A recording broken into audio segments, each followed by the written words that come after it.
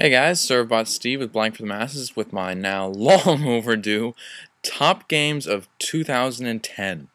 Now, I will note ahead of time, this is a personal list. It's not necessarily the best games that came out in 2010, and there are a lot of games that I didn't play that came out in 2010 that could be better. But this is a personal list of the games that I've played, and take that as you will. Starting things off at number 5 is the Polynomial, Space of the Music. You've seen me play this a lot, so I won't do a whole lot of explaining here. Yeah, it's not so much a game so much as a music visualizer, but what it does very, very well. I've made an entire series out of song suggestions you guys sent for me for this game. And on top of it all, it's a budget title, considerably less than most things you buy, and with potentially endless replayability thanks to an endless supply of music and a level editor. What's not to love? Ranking in at 4 is Etrian Odyssey 3, and Atlas Games and I have a very good relationship. They make obscure but very well made games. I proceed to buy them, the art books, the soundtracks, and then disappear for 3 months at a time playing DS games when I have a clear backlog of console games to go through. Etrian Odyssey is a time sink, a gorgeous, addicting, and deceptively simple time sink, and it will consume all illusion of free time you have. It's basically a turn-based RPG where you take your party of 5 adventurers through a first-person perspective dungeon. And it's very much an homage to the classic dungeon crawlers, which works really well. I got it launch day in the spring and I'm still playing it, so definitely a personal choice here, but I really enjoy it. At number 3 is Limbo, which you might have heard about when it came out over the summer for Xbox Live Arcade. If you haven't picked it up, I'd highly recommend it. It comes off as something of a survival horror platformer, and you'll definitely die a lot. Horrible, painful looking deaths. The game is frightening, it is tricky, and it is gorgeous looking. The setup is also really simple. There isn't one. Your character just wakes up in a dark forest and the game just expects you to get moving and survive. There's no cutscenes, no words, no text, nothing, just pure atmosphere.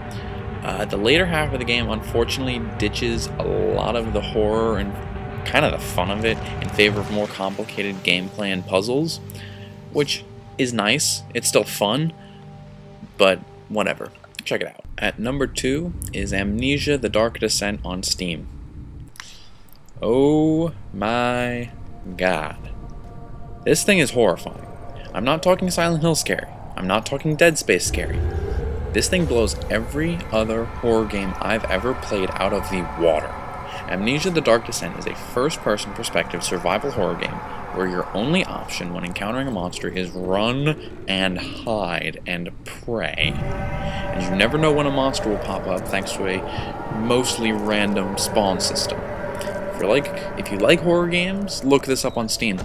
If you're not a fan of the genre, stay away because this thing is horrifying. I love horror games, and I had to step away, and didn't play this game for almost a month and a half. It's crazy. Well, those are my top 4, and you're probably wondering what the heck could possibly be my number 1, and it's probably something you've never heard of before. At number 1 is 9 Hours, 9 Persons, 9 Doors for the Nintendo DS.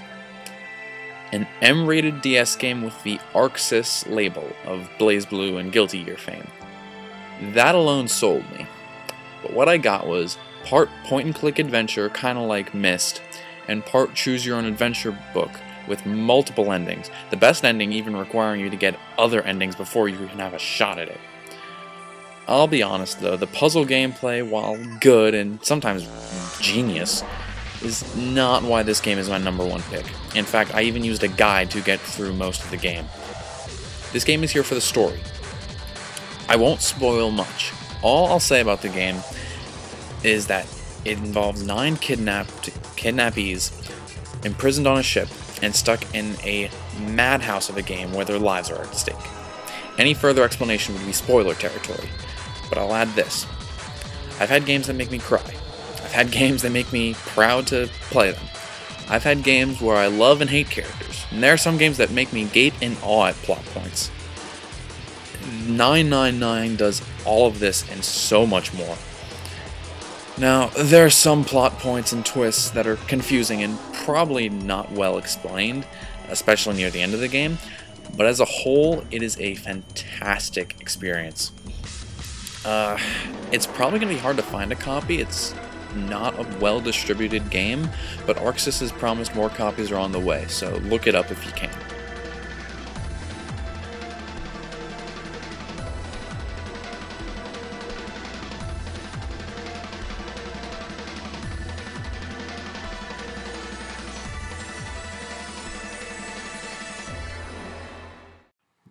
Well, those are my top 5 picks of 2010. I'm looking ahead at the calendar. I'm not seeing a huge selection of stuff, but most of my picks for this year were stuff that I hadn't even heard of and then randomly got them. So, yeah, here's looking for a new year. We got some more stuff coming along the way. Stick with us.